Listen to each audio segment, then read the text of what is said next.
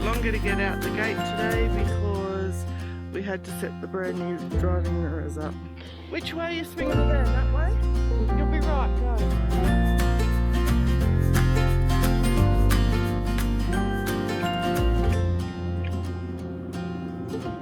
Hello. This is part one of our caravan road trip. It is indeed, and the big thing today is we've got about a 4 or 5 hour drive and a couple of stops along the way, and we're wondering how many stops we're going to have to make just to check things as we get to know the van. It's definitely towing a lot different underweight, isn't it? Yeah, we've got water on board on full load. That's not too bad, just Getting to know it. yeah, just getting used to having a van on the back. So this is what today is going to be like. How many times will we stop? Will we make it to the fun places we want to go to? And we can't wait to share with you where we're staying tonight because it's a place that is very dear to our heart. So much so we lived there for 8 years. Hint if anybody knows. Fog there in that valley. Looks like we're going to drive into a massive cloud.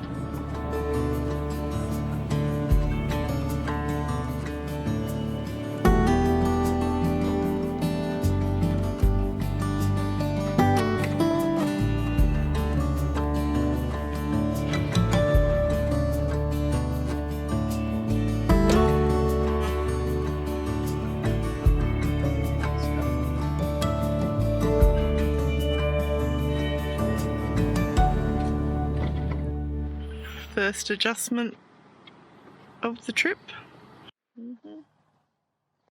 What are you doing? Making sure you don't feel threatened. Okay, just try and... Oh, where it says way loose. No. You put it back down again. Yeah, now just... can I go and have a look at it before we go? After a quick stop at Blayney shops, this is the main street of Blayney.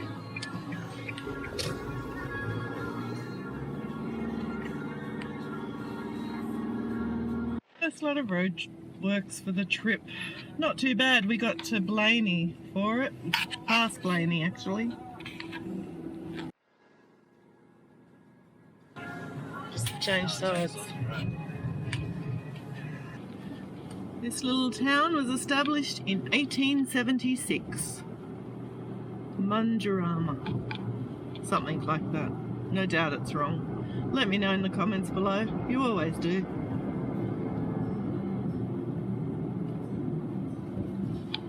I call it the Mando pub, so maybe... Mandarama. Phil definitely has already stated that I've got it wrong, so... Fill up my molong.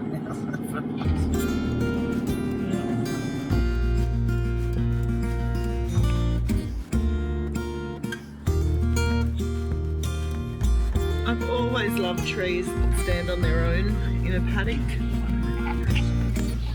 or near the road.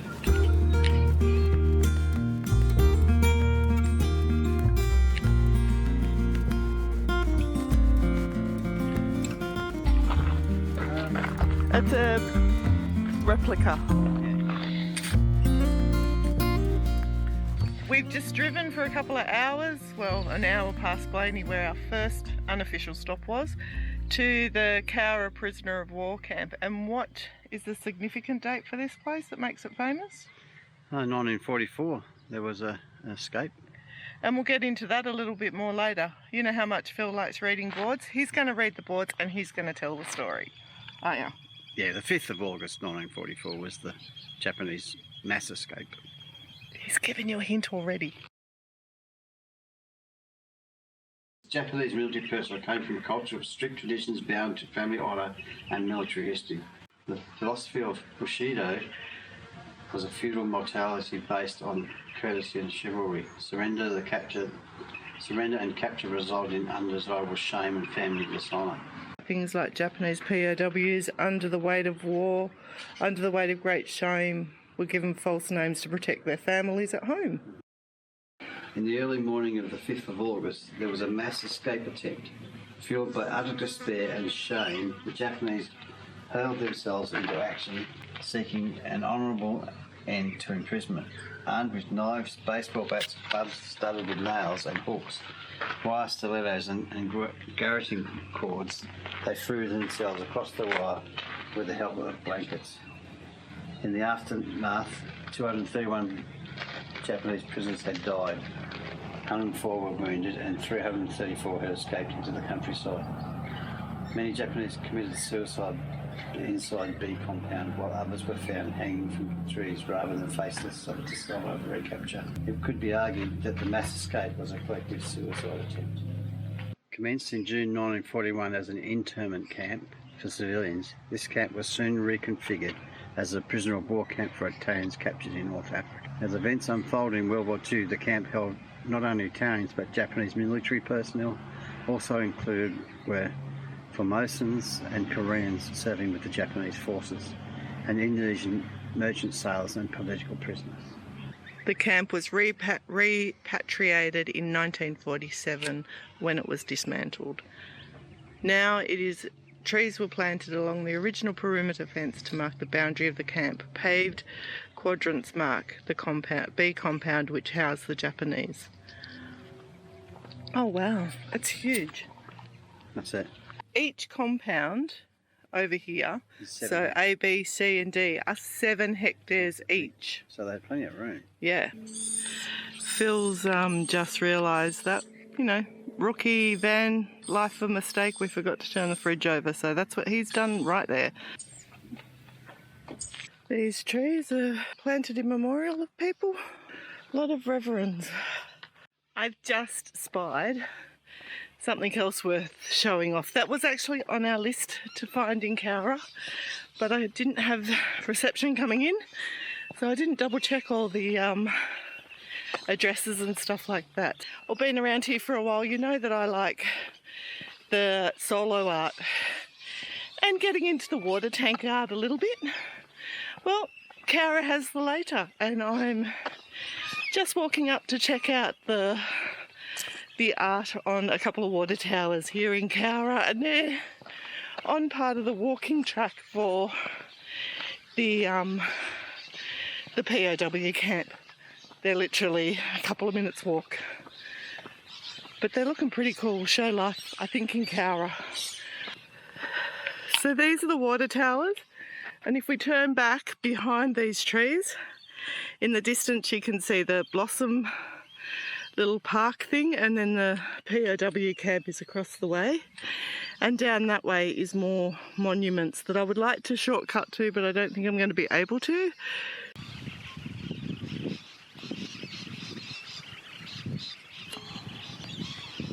We're about to do another popular visit in Cowra. We weren't going to do it, were we, Phil? No, we weren't planning to. But we've decided that we're going to come and just have a bit of a look at the Japanese garden. We thought, springtime, blossoms. We've never been to Japan for blossoms, so we might as well do it now. Let's go and see if Cowra can do blossoms as well as Japan. I doubt it, but it might still be pretty cool. A little blossom grove. They're very proud of their blossoms in Cowra.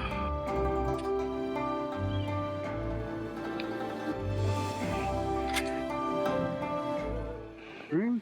Oh, nice. A traditional Japanese living space where people typically sit or kneel on tatami mats, as there are no chairs or beds.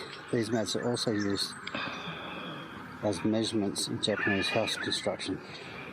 Additionally, the cottage includes a bathroom with a Cowra, a Japanese style bath. This will be a bit like what we saw in Okinawa.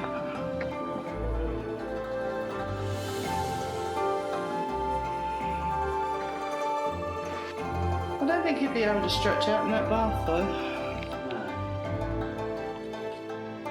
I have never ever seen Grevillea hedged before. Grevillea is a native Australian flower, and this is just spectacular. We're not going to go up there, but take a look. Looks fascinating. But as we said, this was an extra stop.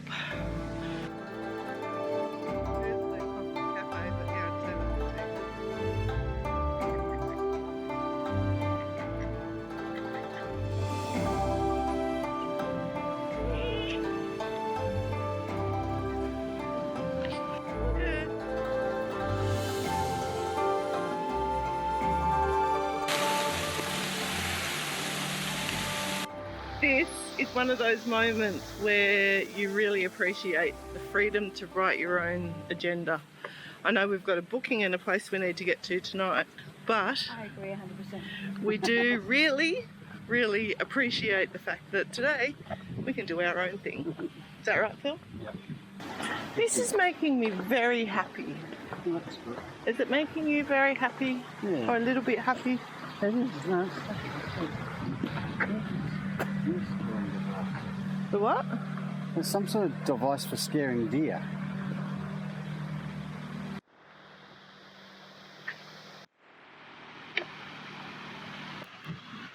Yeah. Listen to that. Shishi Odashi. He's scaring up deer and wild boar. Famous in the field. See the water fills up, and eventually there it goes, and the tap's supposed to scare them. The interesting thing is that it's not regular, it's quite random. This is your engineering spotlight, Phil.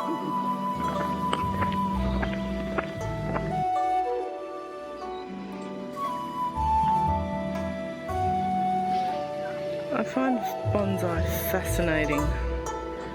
The talent it takes. Did you get the rock? Oh no, I didn't see the rock.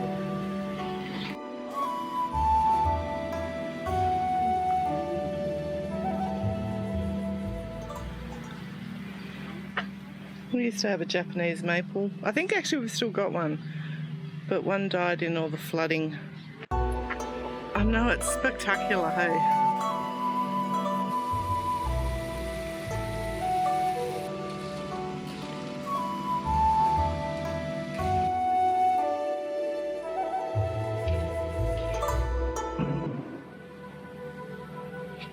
It's a replica of the trolley gate garden.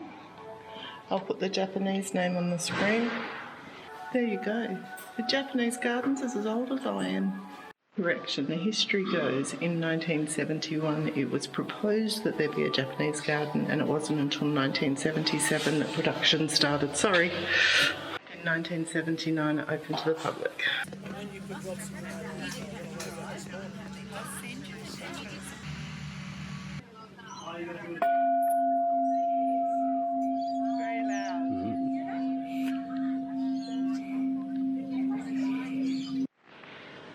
What do you think of the Japanese garden? That was a lovely visit, wasn't it? That was so good. You got to come. If you're in Cowra and you've got the time, you know, come and have a wander around. We didn't do all of them, but we definitely did enough to take in the amazing views. And before I said, did they do blossoms as good as Japan? I haven't been to Japan in blossom season, to tell you the truth. But No, but they're pretty cool. yeah, pretty good. So if this is only a portion of what they do in Japan, wow, that'd be pretty amazing.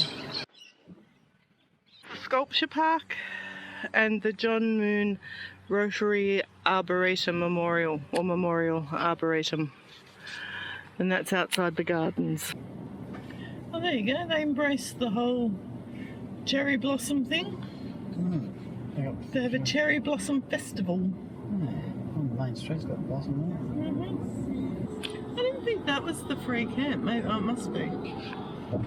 I was trying to think where the free camp was. There's no free camp, is there? Just there, yeah. Sorry? I should just leave that there.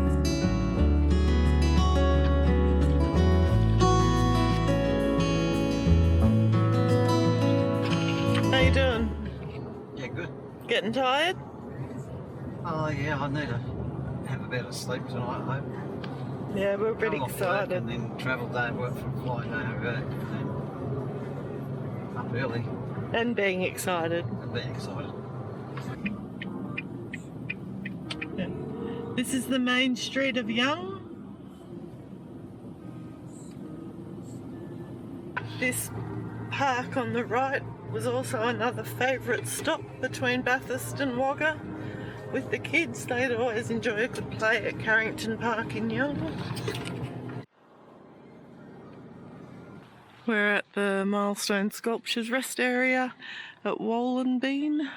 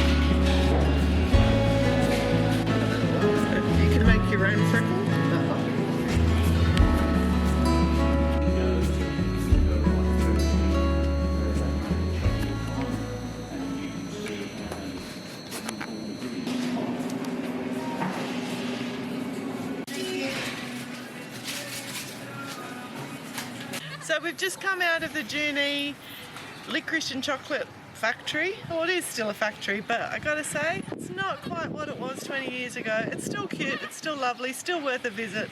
But if you went way back then, don't expect that. It's way different. So what did you think? Obviously, you think I'm disappointed. No, they've got a lot more stuff now. Well, initially it was just a licorice factory with a little bit of chocolate. Now it's, yeah, a lot of chocolate. A lot of chocolate, yeah. But yeah. A lot more machines, a lot more gear. Yeah. So. And what did you just say about that a second ago? The museum? No, about the employment. It's employing a lot more people. Yeah, I think so. I think economically the museum probably wasn't going to hold it. No, no. Look, I just think it's still rustic feeling, it's still nice. It's just not what I was expecting because it wasn't what it was. Yeah.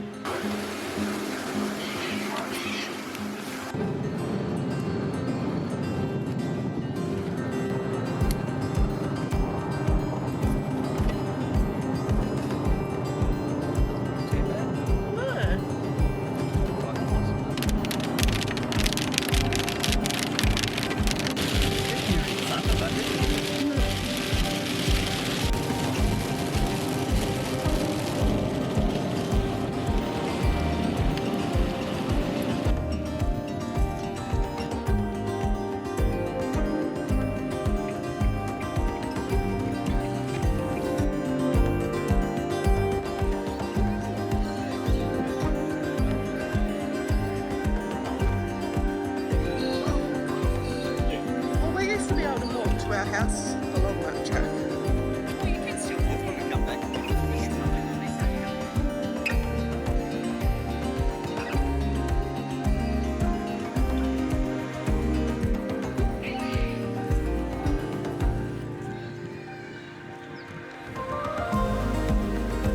This is going over Willands Hill in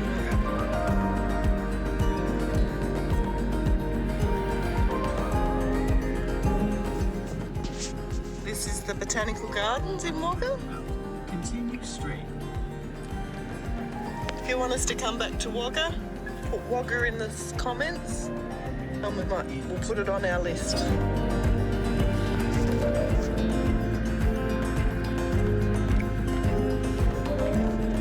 This is the church where we pastored. Turn right. It hasn't changed in 20 years.